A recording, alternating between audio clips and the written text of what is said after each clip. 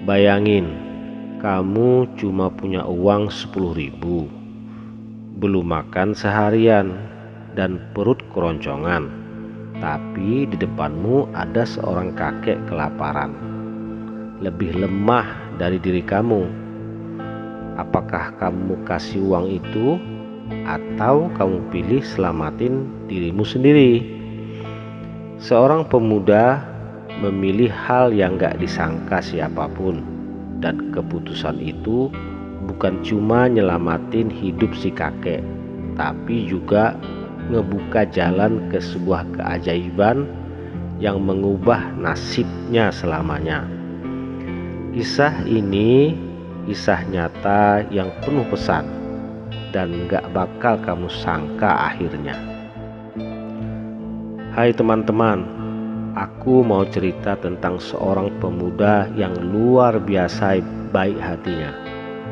Walaupun hidupnya sangat sederhana, bahkan bisa dibilang miskin, tapi di balik kemiskinannya, dia punya hati yang gak semua orang punya. Sebut saja namanya Otto. Dia tinggal di sebuah kampung kecil di pinggiran desa. Setiap hari dia kerja serabutan, kadang bantu angkat barang di pasar, kadang bersihin warung orang, kadang juga jadi ojek payung kalau hujan turun. Sayangnya karena penampilannya yang lusuh dan bajunya yang sering itu-itu saja, orang-orang suka menghinanya. Pantes miskin, pemalas. Muka kayak gitu mau sukses. Mimpi kali, kata orang-orang di sekitarnya. Otto cuma tersenyum. Sakit sih, tapi dia lebih milih diam. Dia tahu hidup bukan soal apa kata orang. Dia percaya selama dia jujur dan baik, Tuhan pasti lihat. Sampai suatu hari, Otto lagi duduk di pinggir trotoar, nahan lapar. Dia cuma punya uang 10.000 rupiah, hasil kerja seharian. Rencananya uang itu mau dipakai buat beli nasi bungkus.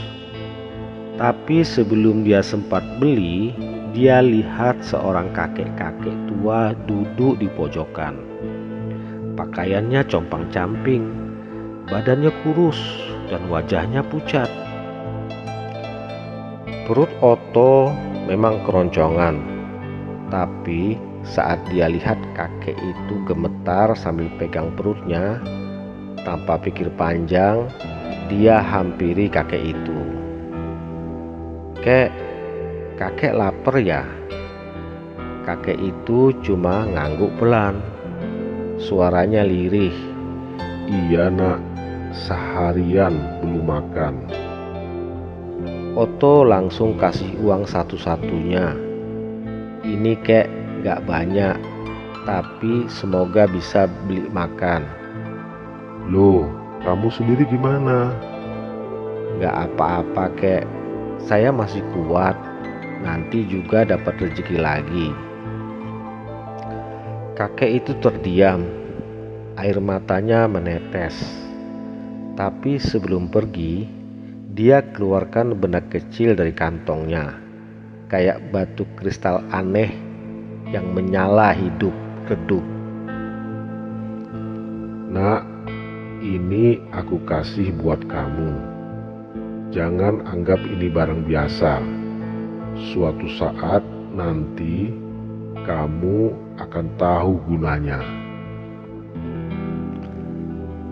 Otto menerimanya, bingung. Tapi karena dia gak mau mengecewakan kakek itu, dia simpan saja di sakunya. Malamnya, Otto tidur di pos ronda. Tapi dia kebangun karena mimpi anehnya. Aneh banget. Dalam mimpi itu, Dia berdiri di tengah cahaya dan ada suara berkata, "Engkau telah memilih kebaikan, maka sejak hari ini gunakanlah anugerah ini untuk membantu sesama." Lalu dia terbangun. Tiba-tiba tubuhnya terasa ringan. Dia bisa mendengar suara dari kejauhan, dan anehnya dia bisa melihat cahaya dari sekitar orang-orang yang butuh pertolongan. Awalnya dia pikir itu cuma efek lapar, tapi setelah beberapa hari dia sadar dia punya kemampuan khusus. Dia bisa merasakan penderitaan orang, bisa menyembuhkan luka, bahkan bisa menarik perhatian orang untuk berbuat baik hanya dengan menyentuh mereka. Otto mulai gunakan kemampuannya itu buat bantu orang lain. Gak butuh uang, gak butuh balasan. Dia cuma ingin jadi cahaya kecil buat orang-orang yang hidup dalam kegelapan. Dan anehnya, sejak saat itu rezekinya mengalir terus. Orang mulai mengenalnya bukan karena penampilan, tapi karena kebaikannya. Yang dulu menghina sekarang datang minta tolong. Dan Otto tetap rendah hati. Sampai suatu ketika Otto duduk di taman dan lihat sosok kakek tua yang dulu dia tolong. Tapi kali ini wajah kakek itu bersinar terang, lalu menghilang. Saat itulah Otto sadar, yang dia tolong dulu mungkin bukan sekedar manusia biasa. Hari-hari Otto pun terus berjalan. Dia tetap hidup sederhana, tetap menolong orang-orang yang kesulitan, dan tak pernah mengharapkan imbalan. Tapi tanpa ia sadari, perbuatannya mulai terdengar kemana-mana, termasuk ke telinga seorang milioner kaya raya, pemilik banyak perusahaan di kota itu. Suatu hari, sebuah mobil mewah berhenti tepat di depan Otto yang sedang menolong seorang ibu di pinggir jalan. Turunlah seorang pria paruh baya berpakaian rapi dan elegan, diiringi beberapa pengawal. "Maaf, kamu yang bernama Otto?" Otto menoleh, agak kaget. "Iya, saya Otto. Ada yang bisa saya bantu, Pak?" Pria itu menatap Otto dengan mata yang memohon. "Nama saya Herman. Saya dengar kamu memiliki kemampuan khusus. Anak gadis saya sakit parah. Sudah kami bawa ke rumah sakit terbaik, bahkan ke luar negeri. Tapi tak ada yang berhasil. Maukah kamu mencoba menyembuhkannya?" Otto menunduk sejenak. Dia tahu ini bukan soal uang, bukan soal kekuasaan. Ini soal menyelamatkan seseorang. Dengan lembut ia menjawab, "Baik, Pak, saya akan berusaha." Otto pun dibawa ke rumah Pak Herman yang megah dan luas seperti istana. Di dalam kamar bernuansa putih terbaring seorang gadis muda dengan wajah pucat. Napasnya lemah dan tubuhnya kurus. Namanya Alia. Otto mendekat, menutup mata sejenak, dan memegang tangan gadis itu. Tiba-tiba batu kecil yang dulu diberikan oleh si kakek di kantongnya bersinar terang, hangat, dan membuat ruangan seperti dipenuhi cahaya lembut. Alia pun membuka matanya perlahan dan tersenyum. Dokter-dokter yang melihat kejadian itu pun terpana. Gadis itu sembuh total, tanpa alat, tanpa obat, hanya dengan kekuatan yang entah bagaimana. Begitu suci. Pak Herman memeluk Otto, menangis haru. Beberapa hari berlalu, Alia makin sehat.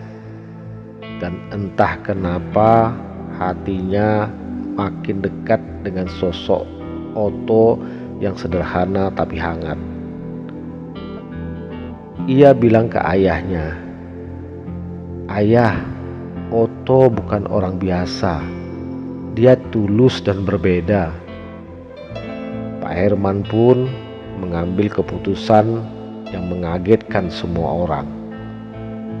Di depan para tamu ia berkata, "Saudara-saudara, selama ini saya mencari orang yang pantas memimpin perusahaan saya. Hari ini saya menemukan namanya Otto. Mulai hari ini dia saya angkat sebagai pimpinan utama di grup usaha kami. Dan saya juga ingin mengumumkan satu lagi." Tamu-tamu terdiam.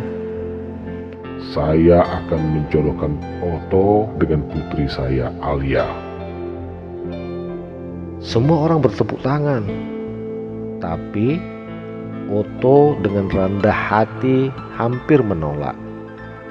Namun Alia menggenggam tangannya dan berkata, "Jangan tolak, Otto. Mungkin ini cara semesta membalas kebaikanmu."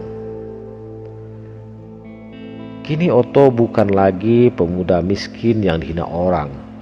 Ia jadi pemimpin perusahaan besar, suami dari Alia, dan tetap tidak pernah berubah. Tetap sederhana, tetap rendah hati, dan tetap menggunakan kekuatannya untuk membantu orang yang membutuhkan. Dan setiap malam sebelum tidur, Otto masih menyimpan batu itu di meja dekat ranjang. Batu itu jadi pengingat bahwa satu kebaikan kecil bisa mengubah seluruh hidup seseorang. Kebaikan sekecil apapun tak akan pernah sia-sia, karena yang menilai bukan manusia,